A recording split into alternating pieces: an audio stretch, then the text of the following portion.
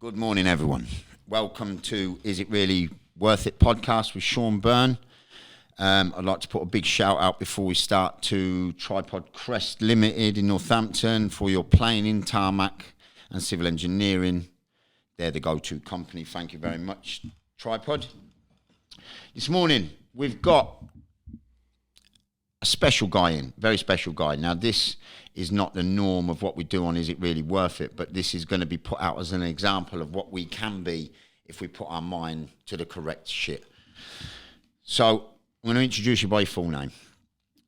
Welcome this morning to Junior Alan Robert Dunkley. Thank you for having me, Sean. Appreciate it. How's things, Junior? Yeah, good, mate. Yeah, good. Yeah. Right. Really good. Let me start at the beginning, yeah? Mm-hmm. You were born 1989. Yeah. Take it from there. Where were you born? Born in Northampton. Had a good upbringing, to be fair, from a young childishhood until I reached about 9 years old. One of my closest uncles, who I look up to quite a lot, went away for a few years. At the same time, my dad passed away when I was 10. So from then, it kind of like not confused me, but like I become a man before I was a man. Like, It's like a frustrating kind of, yeah, you know. I had, in a way, no guidance, no man to show me what's what, like all that sort of stuff. And my cousins were the same. So we grew up with both our mums. We'd stay around each other's houses quite a lot. Christmas, we shared a lot of Christmases together and stuff like that. So yeah, it was hard. But family connections were still strong. Oh yeah, in that time.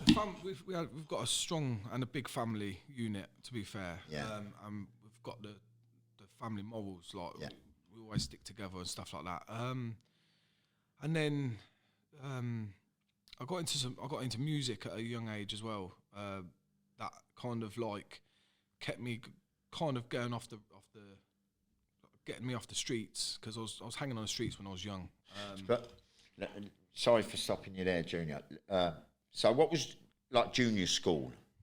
So leading up to the passing of your father, you were at junior school, yeah? Yeah, so I went to Lower. I went to Arbors Lower. Then I went to Cherry Orchard Middle. Met some good people there, good friends that I'm still in contact with now. And then went to upper school. But how was the lower schools, you know, like a lot of... Listen, this day and age now, a lot of instigating, a lot of peer pressure is going on at schools a lot younger than when it was when I was at school. You know, when we were at school, all we wanted to be was Muhammad Ali, do you know what I mean? We used to run about, all we were doing was fucking about. Yeah. But now there's so much more choice and peer pressure from other children. And even at these young ages now, you know, we've got young kids going to junior schools with knives, with... you know, weapons. Oh yeah, it's gone a lot crazier than when I went to school. It was good. We still had like fights and stuff like that, and went to different schools and all that sort of stuff. Yeah. Had the nappy nights where it was like postcode wars, and we've done all that when we was younger. And then like you get like to a point with what route do you want to like, go down? We'll get to that. We'll get to that. Because I think we ain't even scratching the surface with you yet, Junior. Right, so your junior school was... It was good. I got good friends. Like I've never had a drag of a cigarette in my life, ever. Good man. And even in school, my friends would say to me, and it's completely opposite. Instead of trying to push me to have a cigarette, they're like, if we find out you had a drag of a cigarette, we'll never talk to you again. And I feel that for me was... Well, do you know something?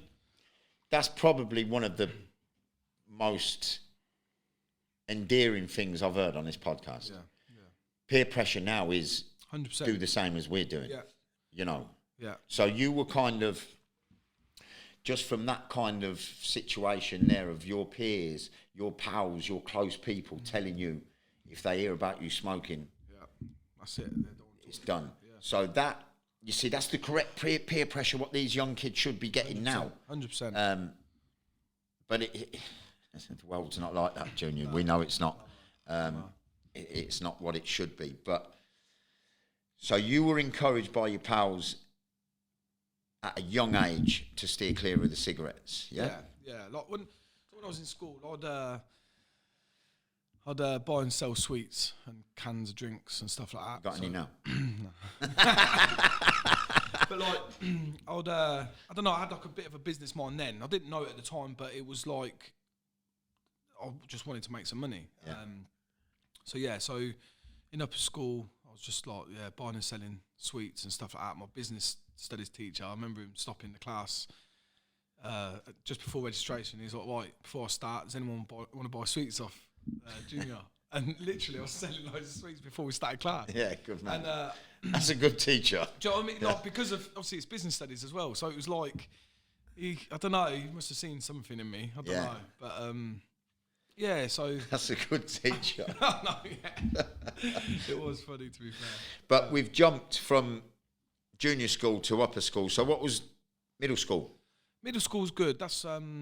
Because middle school now, in general, is the breeding ground for gang culture. Yeah. You know, these kids are using the middle schools now. This is where the stage is set for a lot of kids' future. So there must have been... Definite. There must have been parts of your middle school journey. Yeah, so... and there must have been numerous crossroads you came to where you could have turned left instead of right. 100%. There was... my dad died when I was 10, so I was in middle school then, at Cherry Orchard. And at that time, like, obviously, when you... at such a young age, I know certain people that their fathers died as well, and one of them I know ended up killing himself, and then another one was just getting kicked out of school, doing this, doing that, which is such a young age, you don't know how to react with such a close death, and especially someone that's like, it weren't like my mum and dad were split up, we actually lived together and stuff like that, so it was hard to take, but do you know what? I've always been strong-minded, and I stayed strong-minded. I've had good friends around me, but yeah, it was one of them ones. It's just, I feel like I had to stay focused on my mum. Like she, do you know what? She went through a lot, to be fair, and yeah, she tried to keep me on the straight and narrow. She was scared that I was gonna go to prison or end up dying on the streets and stuff like that. We was getting police chases virtually every day. We had a dispersal order in our area.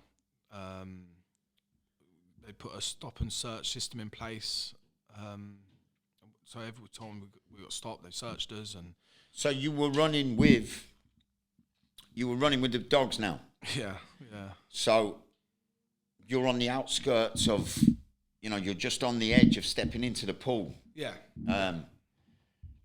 So where do where can you see you stepped away from the pool?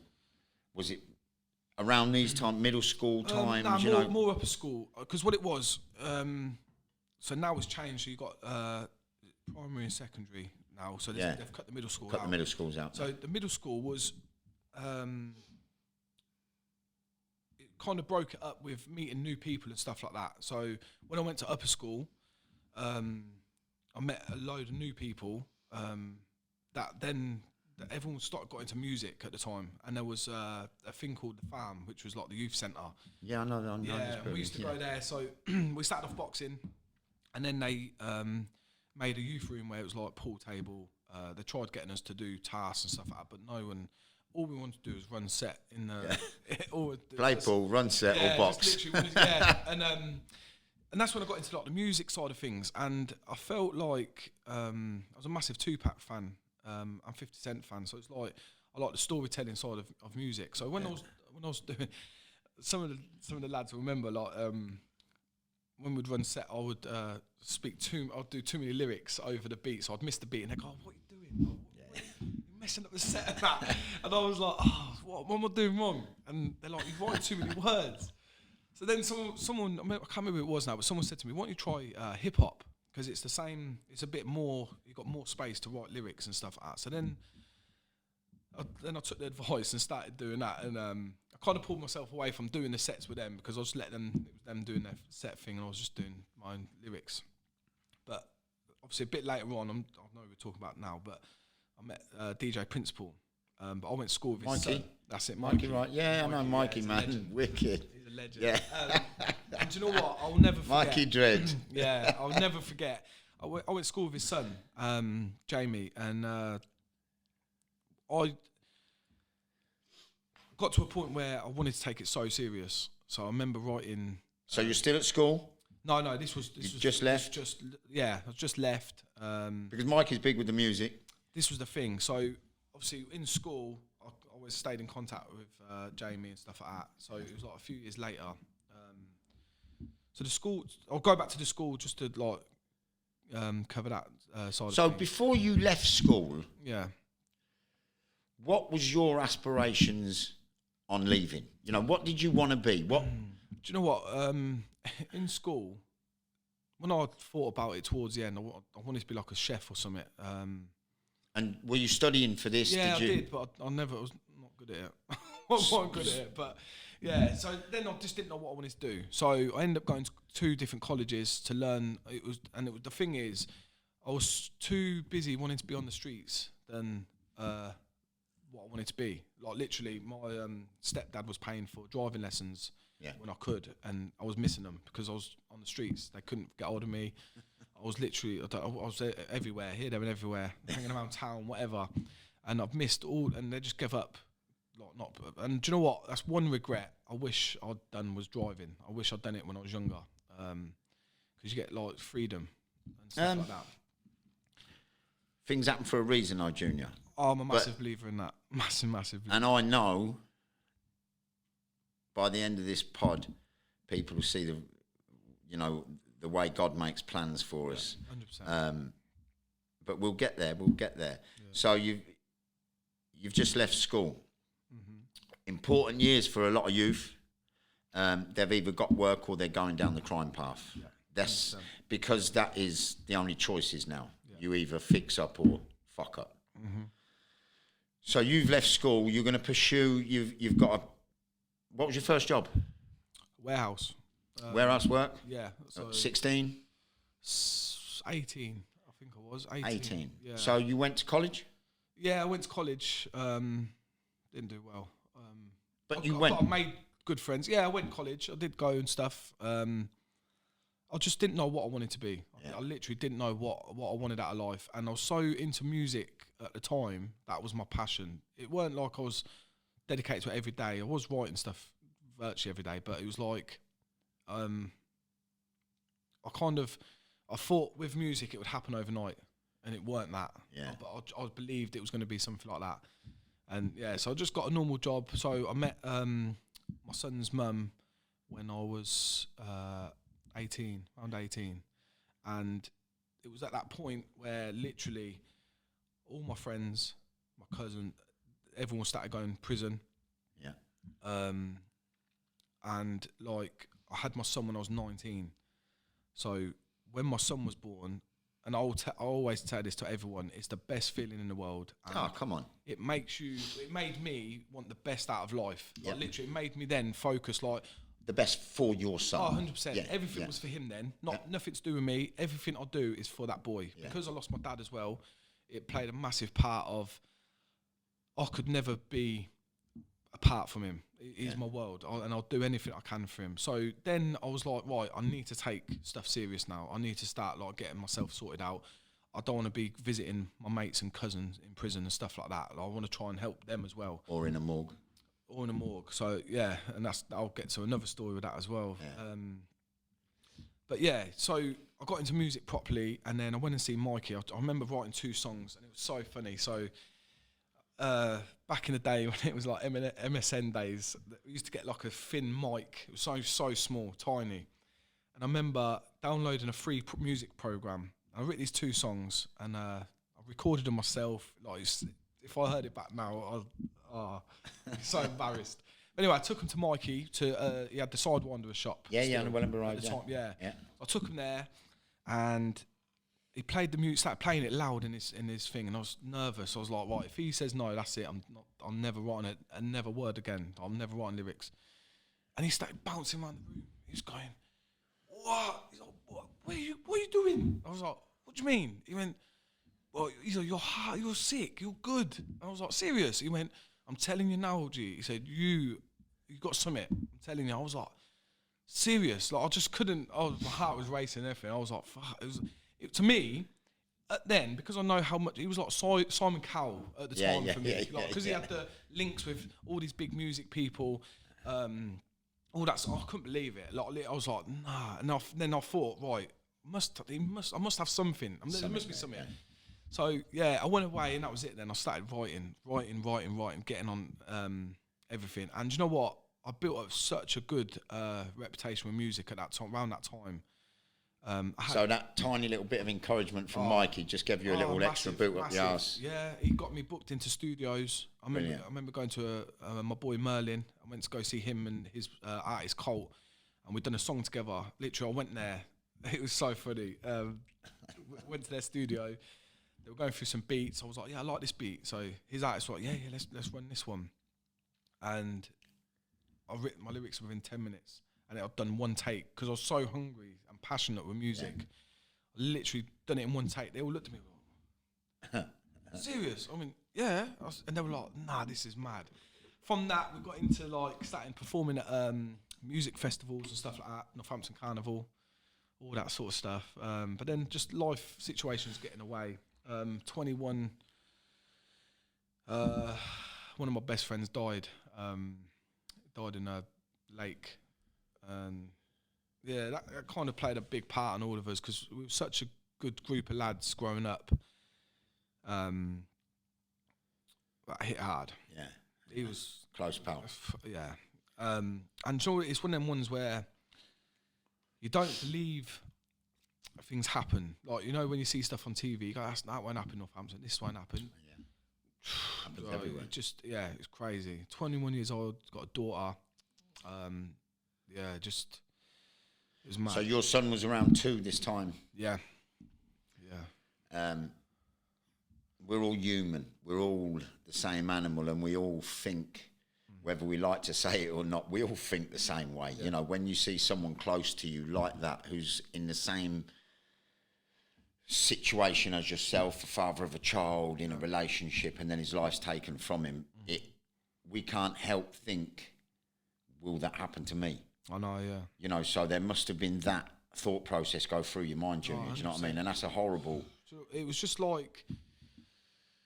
it was crazy. The thing is, through music, but also through the childhood, growing up and stuff, I've met a lot of people. Like I'd say I've got a good following in Northampton. Yeah. A really good following. And you know what? They've always stuck by me. And it's crazy. Like, I've always had people say to me, you're such an inspiration. Like, you're this, you're that. And, like, you touch me with, like, your words and stuff. Like, I had a grown man tell me, like, because I spoke about my dad in one of my lyrics and that, and he's grown. I know this guy's a strong man.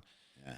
And he said, I'm not lying, he said, mate, he brought tears to my eyes. And I was like, what? And do you know what? From that, for me, that's why I wanted to do music. Yeah, because you're inciting emotions, yeah, really. I've always, like, and I'll tell you, sure, I'm going to go back to when I was younger as well. I remember my auntie, I remember them times where she had no electric sometimes, and I'd be sleeping there because I always wanted to stay there. And she'd run out of electric, and we'd burn candles, and we would sit there and tell stories, and we'd have the laughs. I remember, like, the pile of washing where we'd all just jump on, sit there and play a game. And I remember going back to my mum's house. My mum, she was a cleaner, so like the house was nice, and like she's always, we was never there really, so it weren't like it was. You was always wrecking everyone else's house. Yeah. But it was like I just went and grabbed my pile of washing, threw it on the floor, and sat on it. It just weren't the same. It weren't the same. And it was one of them ones, like, my family, none of my family have been rich, none of my family have had money, everyone has been in poverty. Yeah. Luckily, when my dad passed, he left my mum the house paid off, which was good. Good man. But my mum lives in a council bungalow now, and she's happy as anything. So it's not about like money and all that sort money of stuff. Money don't mean shit. It don't mean nothing, mate. It don't mean shit. But do you know what, Sean? For me, I've always felt that I want to be someone. I do. And the thing is, I don't want to be looked at like someone that's cocky or anything like that. I want to be someone that inspires people. If I inspire one person, I'm happy. Yep. That's all I want to do is and give back. But my family, I would love to. Some of my aunties have never been on holiday. They've never been on a plane. So every time I was doing music and I was like, well, one day I'm going to make it. I'm going to do it. And I'm going to fly all my family out. Even just one holiday. My auntie, bless her, she's always wanted to be on a cruise. And I've always promised her I'm gonna do that for her one day. She's gonna go on a cruise. That's my plan. Yeah, that's cool. That's cool, man. Sean, the thing that I've always looked further with everything. I don't just look at. I look at long term. So like long-term goals. That's the one. Yeah. So I've always thought my family is the one that I want to give back to, and then I want to give back to everyone that supported me. Locally, whatever. I've always been that type of person, and I'd love to give back to my community where I grew up. I just want to inspire whoever I can. This, what you've just said there, giving back to the community, this needs to be so much more relevant with a lot of these young kids, because the community can give you so much if it's treated right. Yeah. The community can take everything away if it's treated wrong. Yeah. Commendable what you're doing. So, your teenage years, you've had your child, you've had your son. Mm-hmm. Your son's growing now. Your pal's just passed away. Sad circumstances. So your mindset has changed. So, what work were you doing at the time then, Junior? Just warehouse work still. Still warehouse working. Yeah, I think it was. But you were obviously every day going to work, wanting to break out of that monotonous. Yeah. Yeah. Because it's slave trade, really. Mm-hmm. You know, you're not enjoying what you're doing. Do you know what? Yeah, I think the reason why I've done warehouse, it was just easy work, and it was just easy hours, 6 till 2. Yeah. You know, you're done by a certain time, blah blah blah. Yeah, so I've always done and then when me and my son's mum split up, I stayed doing warehouse because I couldn't be a weekend dad.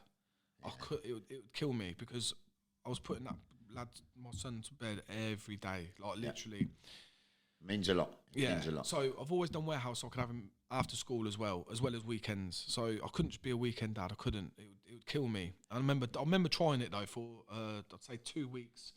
I tried labouring because I thought I needed to get money, because warehouse, it's not good money. It's not. It's security, but not. You're never going to be a millionaire. Yeah. So I thought I'd try it labouring, which was good money. Do you know what? I was clearing, I think it was like £500 at the time a week, and that was massive. Like it was huge. But do you know what? It didn't mean nothing to me. I'd come back crying my eyes out. Because you're missing your son. I miss my son, yeah. He's only around the corner, but it just, it not so much missing him, but missing his life. Yeah. And you see, look, listen, I'm not here to judge anybody.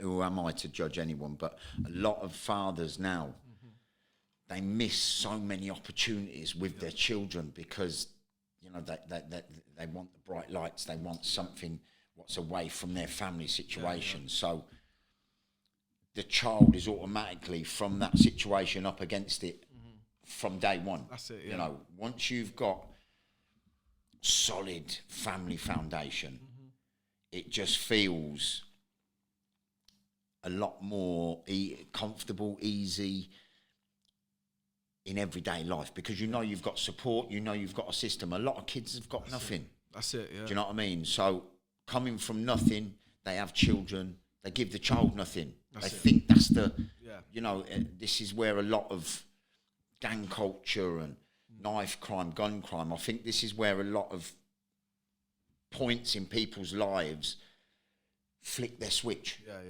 You know, because they've had nothing all their life, they expect they're never going to have anything. So they think, fuck it, I might as well go down this path. Yeah. You've had that opportunity to go down that path. And look, listen, I know the man as you grew up, you would have had ample opportunity. Ample opportunity, Junior, to go down a criminal, a violent, an abusive path in life. You haven't? No. you've chose family over everything, really. 100%, yeah. So in the choosing of, you know, your choice, your family choice, will overlap into employment, into lifestyle, into, you know, every part of your life, especially with being a father, every part of your life, your routine, your daily chores or whatever has got to be disciplined, Yeah, and planned because of you have children. that's it, yeah. So the music's still in the background of, you know, you're still passionate about the music. You've got your young son, you've got your partner, you're really cracking on with life, but you're still not happy in work. Nah, so, like, I was chatting, there was some lads that I'm good friends with at Travis when I was working there. And I remember saying to them all, like, they sent me, like, I'm not going to be here long. And they all went, yeah, we said this. And then I was like, nah, but seriously. Like, Because it turns into a vicious circle. You can't caught get out of it. Yeah, you get, because it's comfortable. Don't get me wrong, it is a good place to work. I didn't leave on bad terms. Like, I get on with all the managers. I get on with like the top bosses, and all my mates still there. Like, it was a great place to work. I just feel like I just want so much more out of life. I feel like life's too short. My friend passing, my dad not being there to see everything that I'm doing. And do you know what? I just want more for my son. I want to leave him. I want to leave him a good life, and try and take the bad what I've seen, so he don't see it. So yeah, everything I do is for him. So like when I was saying to everyone, I was like, no, I'm going to do something else.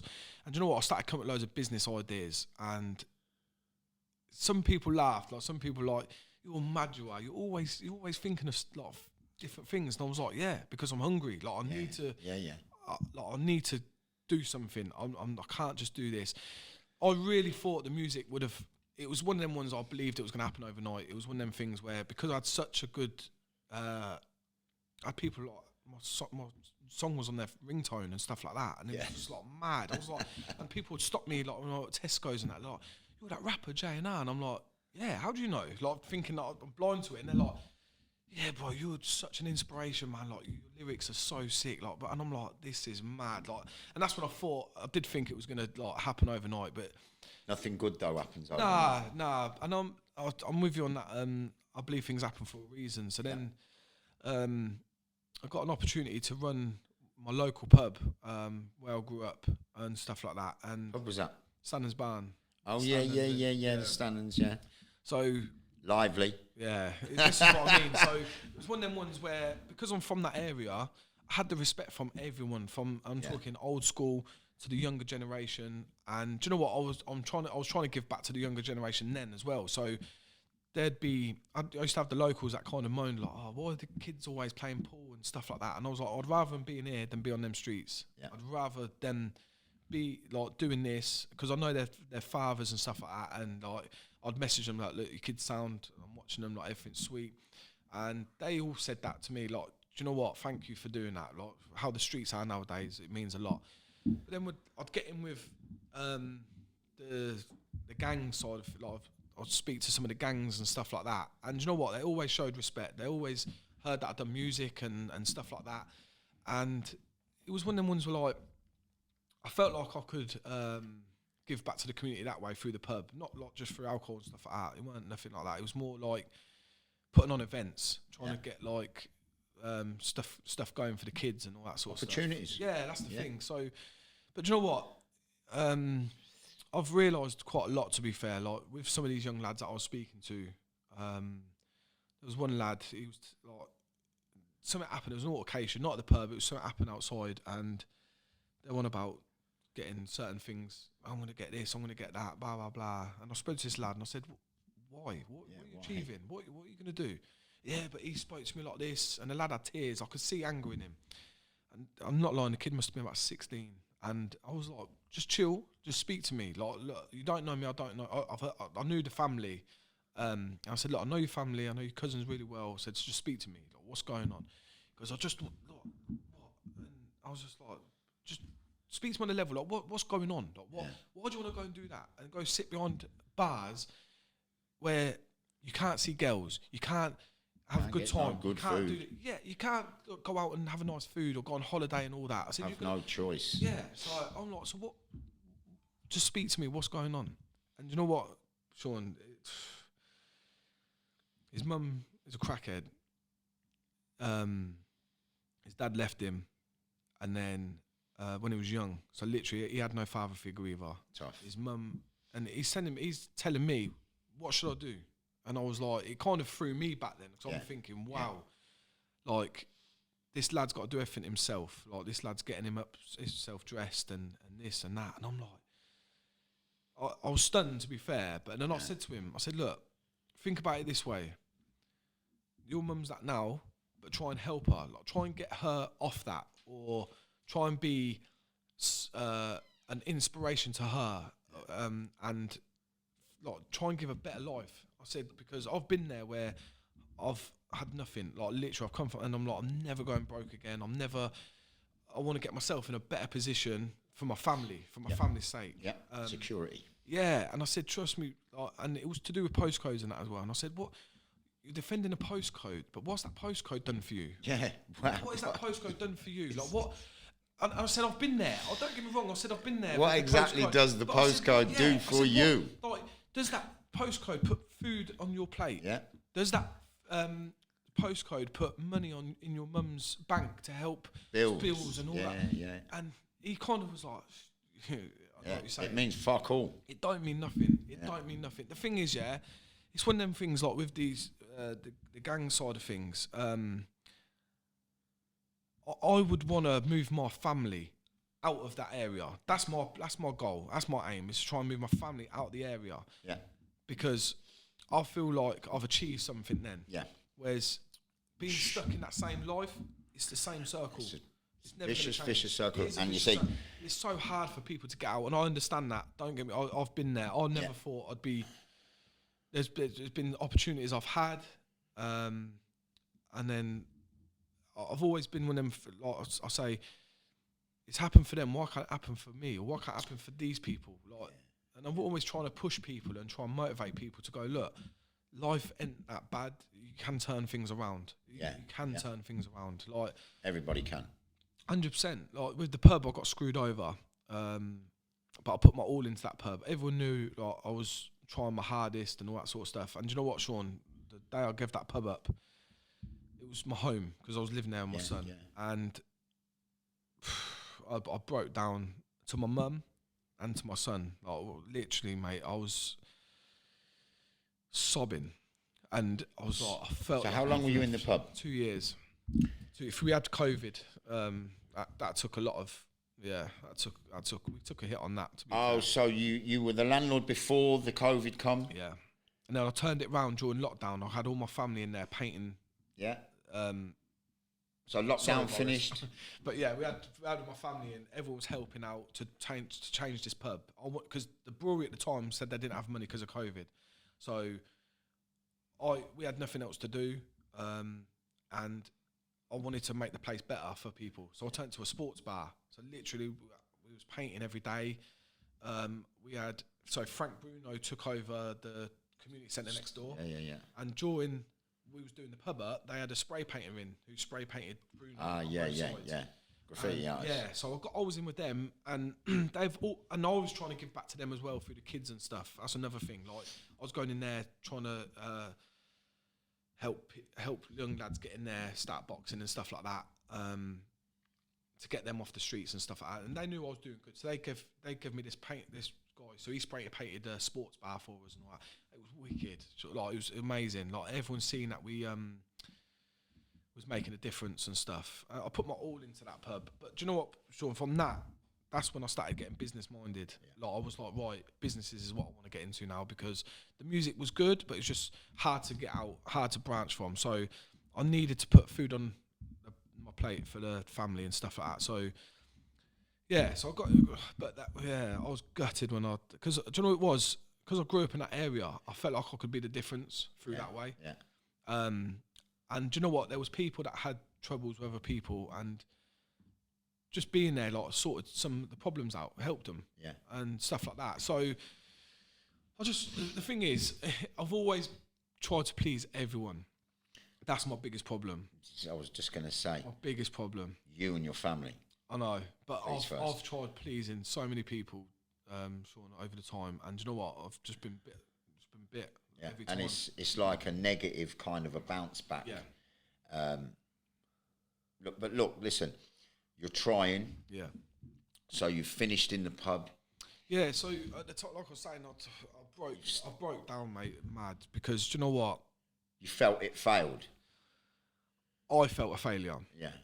I felt a but circumstances, what were thrown at you, kind of forced your hand. Yeah. You know, I felt a massive failure because it was one of them ones where, like, I felt like I had something good for my son. I felt like my son loved it. We got on with the locals. Like, my son was even helping me out. It was that mad, like, it was crazy. Got him working, yeah? But it was like, did you pay him? Yeah. He got good tips. But it was like, I honestly felt, it broke me, bro. I'm not even going to, like, I was hurt by it because, I think more so because it was my own business. It was my own thing that with me and this guy built up and that. And yeah, I broke down to my mum and my son. And you know what got me, Sean, the most, man? Is, I just kept saying I feel like a failure. I felt like I let everyone down. That's how I felt. And you know what? My son put his arm around me, and that got me, bro. Got me.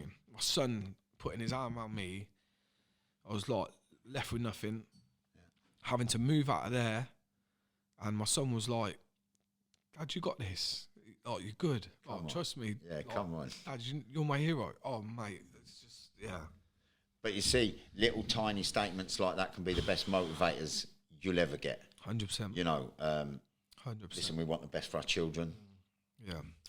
Every day our child looks at us really as a motivating factor. Yeah. You know, so you finished in the pub. You're kind of on a bit of a downer. Yeah. What went on from there? Then I met my missus, who we was talking at the time I had the pub, and even that I didn't really want to say, look, I'm going to give up the pub because, you know what I mean, I was trying to impress her. But it was one of them things where I had to be honest in the end, because it was a massive change, because literally I was moving back to my mum's and it was like I'm starting all over again, and I'm just like, this is just not how I planned, not how I wanted life to be. And it was more for my son. Like, I'm not fussed about me. I'm not, like, I do want to become someone, and I want to be an inspiration to people and stuff like that. Don't get me wrong, but my son, like, just felt like I was starting over again, and I felt a failure to him as well. But then I had a printing company before that I invested in, and it was good at the time, but just like I had the pub as well, so it was constant. So now I went back into. So while you're in the pub, you've started the printing company. A little bit. Yeah. We was doing bits and bobs and stuff like that, and I didn't really look into it as much as I have now. So when Christmas, I just went back to warehouse. Last year just gone? Yeah. Last year just gone. That's right, yeah. So the lockdown's finished? Yeah, so I think I gave the pub up in November or October time. Last year? Yeah, something like that. I know it was after Halloween. So recent? Yeah. So you've given the pub up, yeah? Mm-hmm. You've gone into printing. But I didn't go right into it straight away. So after the pub, I went back into warehouse again just to get money because it was Christmas, and make sure my family had presents and stuff, because I literally got left. I had nothing. I was left with nothing, and I was on a Reach truck. Had all my licenses from Wix and stuff, Travis Perkins and that as well. But so I was on this Reach truck, Sean, and I'm going back and forth every day, picking up parcels, putting it up, grab a part, pick it up. Like remote control. It was the easiest. I'm telling you now, it was so easy. It was ridiculous. Monotonous. I was bored. Yeah, and I felt, it's not for me. Dead. And I've always said, once I get into business, I'm never going back again. Yeah. I'm never going back to warehouse.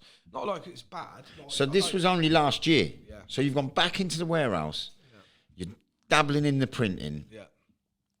You feel, look, listen, the pub's gone now. Yeah. So you're just on the outskirts of your printing business. Yeah. When the pub went, was there any train of thought of, I could go down another route here now? You know, I've got nothing. You're on your uppers now, so you know.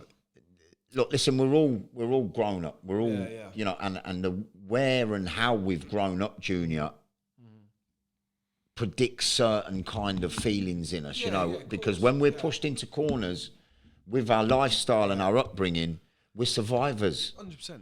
There was things that crossed my mind. There was definitely things where I was thinking, do I go back? Do I just go on the streets? And do I just do it that way? Because look, listen. I felt like everything I was trying, I'm just getting knocked back. And I thought, the only thing I know is going back to the streets. Street life. My mates and stuff like that. And I was thinking, trust me, I had some big thinking. But then, again, I looked at my son.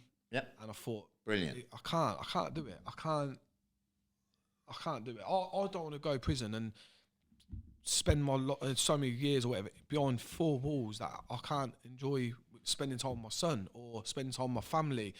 Or a minute of your son's life missed can be a lifetime. Honestly, like, there's just so much that you'd miss out on. Well, I felt like I'd miss out on if I went to prison and stuff like that. And I've been there where I've hugged my family across the table who's on the other side, and like he's horrible. Yeah, it's horrible, mate. You can't just pick up the phone and speak to him, like horrible stuff like that. And the thing is, they're missing out on so much. There's parties, there's babies, there's so much that people are missing out on. Because, life.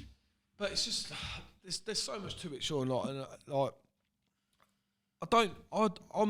There's a big thing that I wanted to get into. I wanted to get into podcasts as well. I wanted to do it called Hustlers' Dreams, because I feel like everybody hustles to chase their dreams. I'm a massive believer. Dream big, bro. Dream big. Even a taxi driver, he's hustling every day to make money for his family. Yeah. So this Hustlers' Dreams, it's been on my mind for ages about all this, and I wanted to make it become something, because I feel everybody that's doing whatever they do, whether it's on the streets, everybody's hustling to chase their dreams, to make something. Life's a hustle. Yeah, 100%. So. Yeah, with this Hustlers' Dreams and this movement I was going to try and get into with it, it's not.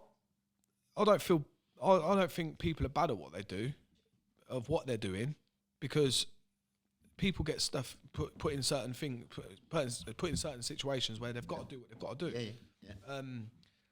And these nowadays it's just there's so many opportunities out there for people. Yeah. It's just they need to know what they want to do, what they're more passionate, happy to do, because there's no point in going to a job that you're not happy. Yeah. And I just believe, like, if you're hustling your way to where you want to be, go for it. Like, you can get there. However you make the goal. Yeah. As long as it's not hurting anyone. Exactly. Robbing anyone. Yeah, 100%. Come on, they can't come back and take it off you because you've earned it. Yeah, yeah. Do you know what I mean? And over this time of what I've done, Sean, I've had people come to me and go, some lad, he's got his own company with Miss. He said, "You know what? You made me go by myself. Like, I've pulled away from the company. I've got my own thing. I'm providing for my family. And do you know what? He's doing so well. And he said, I can't thank you enough for giving me that inspiration to do this for my family." And I was like, nah, this is mad. But that's what I mean. That's separate from the music. Like, people say, like, the stuff you put. Where was the music at this point? Is the music still on a back burner kind of thing? What it was, I was putting snippets out. Like, I record a little bit. My problem was, I never believed I was good enough. I still don't believe. I don't believe in my voice. I don't believe in. I don't know. Like, every time I recorded something, I'd send it to a certain circle of people every time, and I'd go, right, tell me what you think, and they all go, mate, that's banging. You need to put it out there. So then I'd put that snippet out there, and people go, we need to hear the full version. We need to, and I'm going, I need to get back up. Like, and it was one of them ones where, like, and then it was just like, I doubt myself again. I'm like, am I getting too old? Is it Like, is it? I just don't know. Loads of things were running from my age mind. is just a fucking number, Jim. Oh, 100%. 100%. So that's what I keep telling myself anyway. You're looking well, mate. But yeah, do you know what? I'd be out in town. Like even now, I'll get people come to me. You need to get back on the music, man. Like you're so good. Like, and yeah. And it's, you know, it seems just from talking to you this morning, the music is your passion. It is deep down. You know, yeah, music's my everything. But I got into businesses because I do want a better lifestyle. Security. I want a security, but I want to build myself as something. Whether I'm an inspiration to people, a motivational person, or businessman, entrepreneur, whatever. I just want to become something. So I'm trying every different avenue because I've been getting loads of knockbacks. I'm just trying everything I can. But I always give back. Like I had a really close friend. Bless him. He passed away just as I gave up the pub, and he was in that pub with me every day. He was alcoholic. Yeah.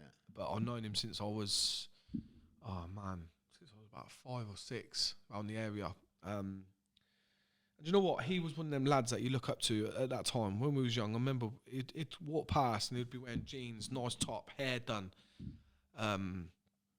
He was, everyone was like, oh, yeah, Tommy, like he's about and that, and we all looked up to him as a geezer, like a proper geezer, and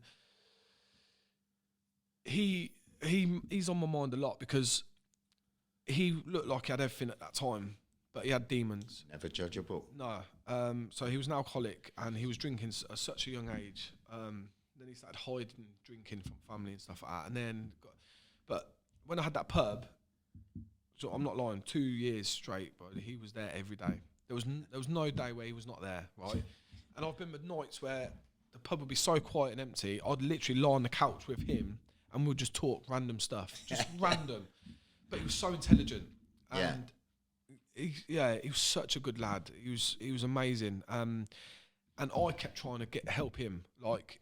He lost, he couldn't be able to see his son and stuff like that. And I kept saying to him, right, every time you get a bit of money, give me some. I'll hold it for you. Then we'll build it up and then we'll go out shopping. We'll go get your kids something from you.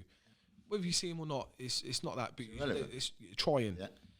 And I had so much pushing him for everything. I remember trying to get him in the boxing, Frank Bruno box, because what they do as well is mental health and something else they do. And I signed him up to that behind his back.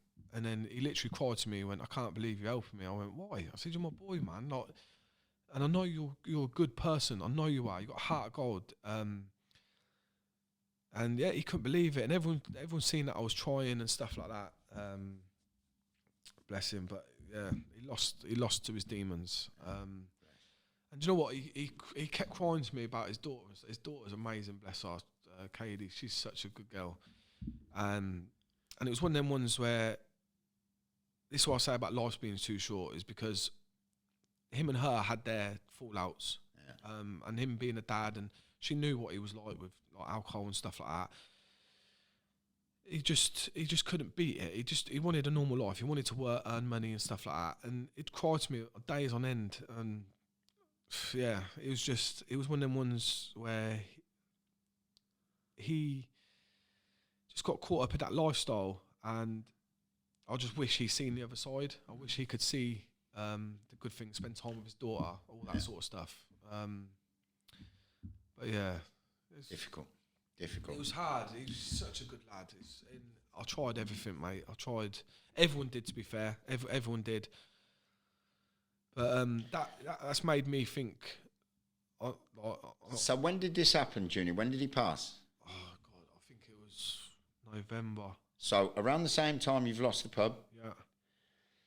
Yeah. You've had a little bit of. And I was with him every day. Right. So it must have felt like a bit of trauma. Oh mate. You know, when you lost him. So. Massive. You've lost the pub. Mm-hmm. Good friends passed. Yeah. This is so recent because this is where the inspiring bit of this podcast is going to come in. Mm-hmm. So from November last year, where you felt you've got fuck all round you now. My arse, mate. You know, you're on your ass. There's nothing. You know, you don't know whether to go back to music. You don't know whether to go here, go there, or whatever. So, because November's not very far away. It's only yesterday. Yeah. Do you know what I mean? We're only in April now. Yeah. But up to this point today, Yeah. things seem to be going right.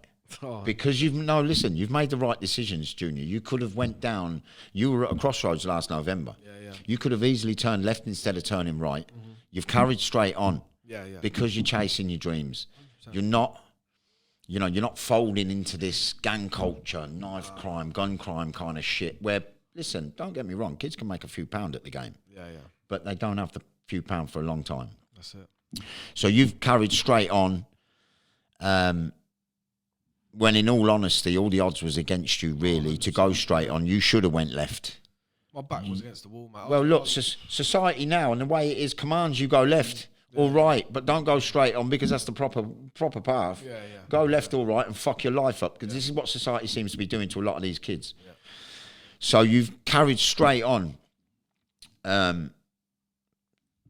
Your dreams, very visual in your mind, obviously. Yeah, I just had something in me, like, so when I started the printing company properly, took it on serious after Christmas, I was pushing it, like, I was just building it, and I was like, I need to do something. I need to get this going. And a lot of friends supported me by coming with their company to me and getting their stuff printed and stuff like that. Yeah, we were slowly building. There was times it was hard. It's still, like, there was some weeks it would be quiet and stuff like that. But I just still never wanted to go. But I could have got a part-time job. I was selfish, to be fair, because You could have turned to crime. Well, yeah, I could have. Yeah, quite easily. Yeah. So I had this selfish part of I'm not going back to work. I'm not doing part-time work. I'm not doing that because I feel like I'm making money for someone else. Yeah, but I feel like I don't know. I felt looking back a bit now, it was selfish. I should have I've done it for the family, sort of thing. But my girlfriend stood by me and she said, "I've got you. Like, this is what you want to do." Support system, you see, so important. Yeah. So I was like, "You sure?" She's like, "Trust me, I've got you. I know you're going to be something's going to come good of this because I can see it in you." This is the printing. Yeah, this is the printing. Right. And then, yeah, do you know what? I kept pushing it, and I've built up such a good rapport that I'm starting to get big contracts now. Right. So, sorry for stopping you there, Junior. Christmas is out the way now. Yeah. So we're into January. Yeah. So now you're going to put a little bit of effort into this printing game, yeah? Yeah. So from January, yeah, we're in fucking April. I know. We ain't in December. We're still just out of fucking winter. We're just coming into spring. What progress? I see you wearing a Northampton football top there. Yeah, you know where I'm going to go here now.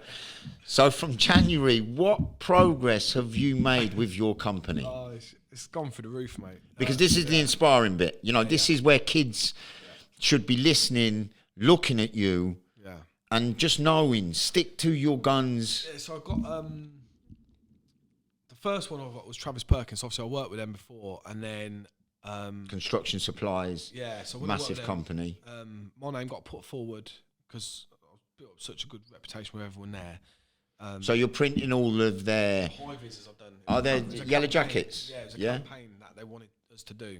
So they got us a massive contract with them, which obviously us working with them, obviously I put over social media and said, look, we're working with Travis Perkins, blah, blah. And even the guy himself from Travis Perkins, the main guy, his name is Guy, he said, you turn this round so quick and professional, like, fair play to you. He said, it's mad. And I remember, it wasn't that long ago, they had a Christmas works do, because obviously COVID and that, they had it recently. They invited me to go. And then when I went there, everyone was still there that I was at that time, and I was telling them, I'm not going to be here for long. Trust me, I'm not going to be here for long. And now I'm their supplier. And it's so lovely. It's so lovely. What a turnaround. I'm on their system. I'm actually on their system as my company is on their system. Like, I'm literally, so if they ever need printing, they come to me, and my company does.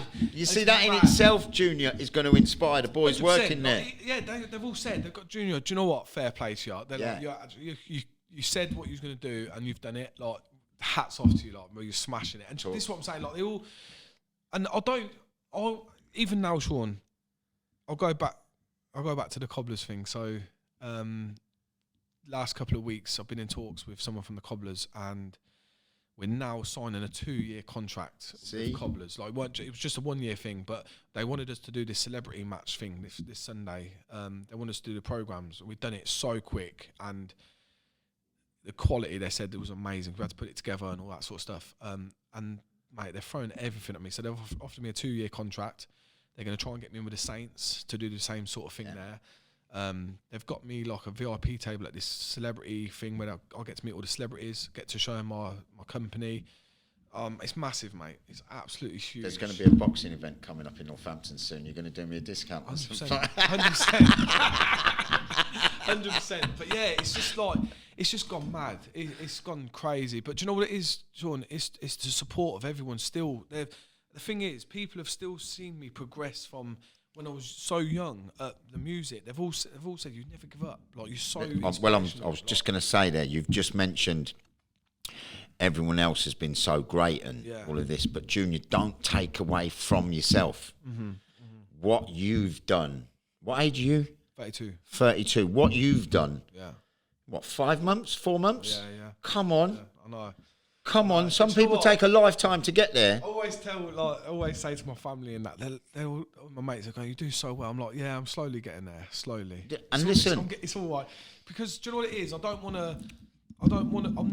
never been like a boasty type of person. Yeah. Like, literally, I'm so grounded, so leveled. And the thing is, I've had people come to me like, I want to set up a business. How do I go about it? So now I'll design their logos. Like, I've done stuff for them. Some of them I've done for free, just to give back to them, start them up on their journey.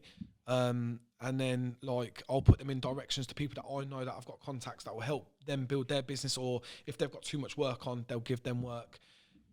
I'm always constantly trying to help people. Brilliant. In whatever aspect it is, aspect. I've had people, I wanted to set up a studio in Northampton to get the youth, because I feel now the youth are missing out on what we had, where we had the youth where there's no opportunities for youth. There's nothing like that. There's nothing for them to do, to go to like I say, to vent, to just... Yeah. And that's what I think. I felt with music, I turned all where I could have gone down the wrong path, and all my anger, my frustration, my dad passing away, my friends dying, like, and everything that I've seen, I put it all into my music.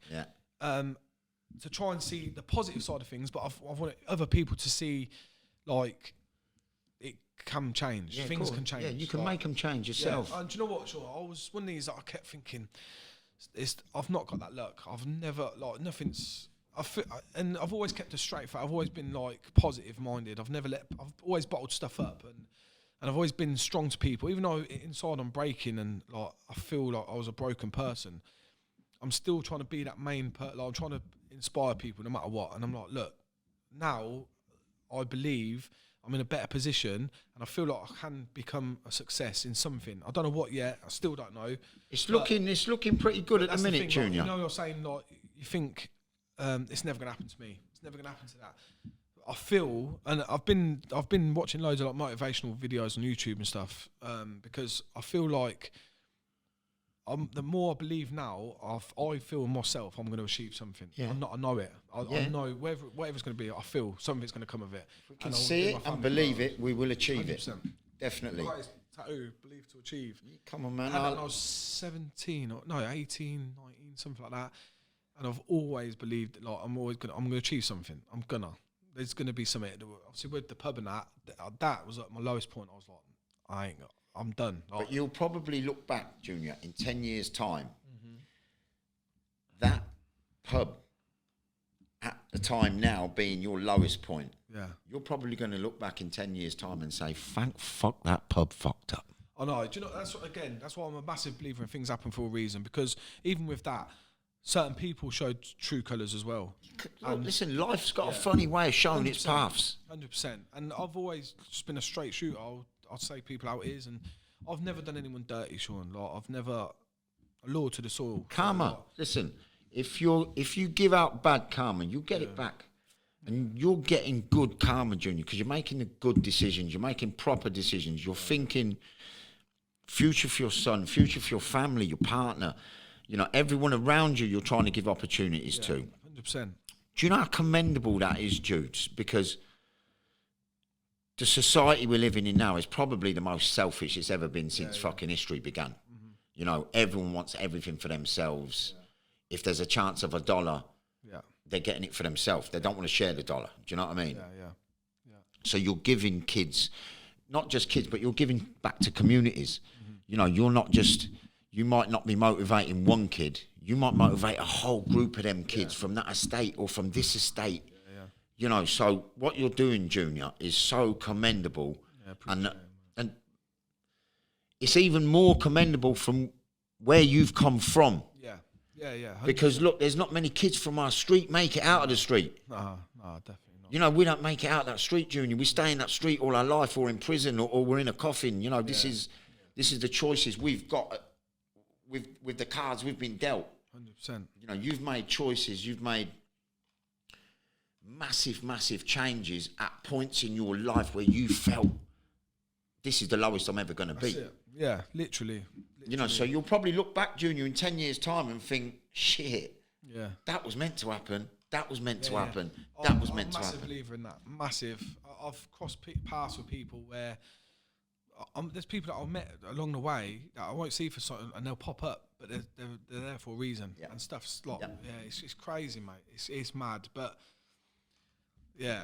Do you know what? I can't thank everyone that has supported me enough, like, for everything. Like, people still, I get messages now and they're like, mate, you're inspiring me to set up my business or do this and do that. And I'm like, go for it. Trust me, you've got nothing to lose. Like, if it don't work, you know, listen, Junior. Else. Yeah.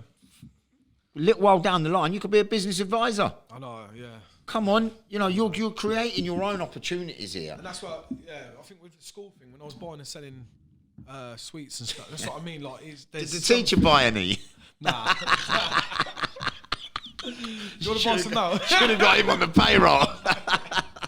But like, it's just, it's mad. Like, it's crazy. But you've made it happen. You've made it happen, Junior, when you could have made so much more shit happen. Yeah. You've carried straight on. You didn't turn left. You didn't turn right. You've kept to discipline. You know, your dreams, your goals, they've always been visual for you. So, you know, this kind of message we want to send out here is for kids, like, don't give up, man. 100%. And the thing is, like I say before, like with this post, that sort of stuff, it's just like, who's going to be there for you when you're in prison or when you're dead? Like, it's not nobody, just your family. And the thing is, like, you've got to try and push for your family to get out of that area. You don't want that. There's so much more to life than sitting in four walls or staying on them same streets and that, because there's look at holidays you can go on, play different views, and like, there's so much out there. There's so much, and it's not hard to turn it to a reality. No, you just got to keep focused. Decide what you want to do, because the streets they'll never last forever. It never last forever. I know people that have done a lot on there, and you know what they say? It's not and they've been successful from it, but they said, I wish I'd done things different. I don't wish I'd done all that. Because it catches up with you. Yeah, listen. It catches up with you. You know, that lifestyle in general will catch up with you, be it mentally, physically. Yeah. If it don't catch up with you, it will catch up to the people around you. Yeah. You'll be, once you're in it, it's hard to get out of it. Yeah, of course. So, you're cracking at the minute. Yeah. It's growing at the minute. Yeah. What's your aspirations today from how your shit's going now? Where do you want it to be in 5 years? I'd love the business to like become a success. Like, I want it to be, so we've just started from home and we're looking for a unit now. So I want an actual unit or an office space where we've got somewhere where people can come and look at our work and stuff like that, help people and stuff like that. So that sort of things, I'd love that to keep going the way it's going and just build for people and help build people's businesses and stuff like that. So that sort of things, I want it to just keep going the way it's going. The thing is, with that as well, Sean, like I've learned, I'm not a businessman deep down. I'm only learning myself. So some things I want to correct on there. So like some stuff I've been slow on timing, where I've not done customer stuff at the time and I'm telling them, because just little. It's a learning curve, though. It's a learning curve, Junior. So like I want to better myself in that way as well. I'm trying to better myself as a person. I'm trying to get myself more business minded, so I know more of like when it comes down to like contracts, all that sort of stuff. So I don't get bitten. So I want to better myself that way. Also, I want to still be an inspiration to people, whether it's through music. I do feel like I want to get back on it. Well, listen, you're creating your own opportunities, Junior, because once your printing business is up and running, you're going to have time. That's the plan. You're going to have time, and as long as you make the time positive time, the music can kick back in. Yeah, of course. Yeah. You know, so I wouldn't worry too much about that. You know, and from the little lyrics you was dropping before the pod, it was like, it's kind of positive there, bro. Do you know what I mean? Yeah. So, yeah, that's the plan. Is just keep going forward and keep trying to motivate people and just, I will definitely want to give back to my community where I grew up. I don't know how yet, but there'll be something, I'm sure we can put something commendable together. Yeah, of course. But yeah, it's positive, and that's the thing. Like, I know I say to people, don't give up, never give up. But do you know what it was? I never thought that myself. I just didn't actually give up. I literally just, honest, mate, it was points where I just broke down. I was like, I can't, like, it's mad. I've got no money, got no nothing. I'm like. But you woke up the next day and carried on. I woke up and I was like, I'm just going to brush it off, start again, and I'm going to go. I'll tell you this is another thing as well. I was that, like, motivated of making money. I was buying and selling stuff, so I was going to charity shops and I was like getting like designer clotheswear for like 3-4 quid, and I'm flipping it for like 20 quid. Yeah. There's so much you can do to make money, like legally. Yeah, you can do so much. Yeah, and the police can't come and slap a proceeds of crime order on you. That's it. Yeah. Do you know what I mean? Yeah. So, you know, massive difference in your business plans than some kids, but just so commendable, Junior. Thank you. I appreciate it. Look, I think we've covered everything this morning, you know. Yeah. Thank you for your time, mate. Honestly, it means a lot. What a message you've put out here. So inspiring. So inspiring. Yeah, so I appreciate it. I wouldn't mind in maybe a year want you to come back, tell me where you're at then. Yeah, definitely. How many more businesses you've got. 100%. Yeah? Yeah, of course. Junior? Thank you, mate. Appreciate it. Mate. Honestly, brilliant. Thank you.